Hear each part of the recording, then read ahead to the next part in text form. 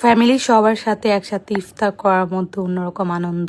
আজকে আমরা ফ্যামিলির সবাই একসাথে বসে ইফতার করলাম। আমরা যে যেখানে থাকি না কেন ইফতারটা একসাথে করার চেষ্টা করি যদি বেশি কাজ না থাকে। আজকেও সবাই একসাথে ইফতার করতেছি। বাপ্পির ইনভাইট আছে বাইরে ইফতারের, বাট তারপরে সে বাসে একটু ইফতার করে দিশাকে নিয়ে বের হবে, কারণ আজকে আবারও সবাই ফ্যামিলি একসাথে হয়েছি। মগবাজার এট দ্য টেবিলে কিন্তু চলছে আজমেরি প্রেজেন্ট ঈদ নাইট বাজার। দুপুর 3টা থেকে ভোর 3টা পর্যন্ত এই মেলা অনলাইন অফলাইনে সব ধরনের শপ এখানে আছে। তারা তাদের প্রোডাক্ট নিয়ে চলে আসছে স্টলে। আমরাও আমাদের পপস কালেকশনের স্টল নিয়ে গিয়েছি। আমাদের পপস কালেকশনে যে যে কালেকশন গুলো আছে আপনারা এখানে আসলে পাবেন। লোকেশনটা হচ্ছে মগবাজার এট দ্য টেবিল। আমি আজকে এবং কালকে 2 দিনই থাকবো আমি আর দিশা। সো আপনারা যারা যারা হচ্ছে মগবাজার এট দ্য টেবিলে আসতে চান, খুব রিজনেবল প্রাইস হচ্ছে এখানে আপনারা শপিং করতে পারবেন।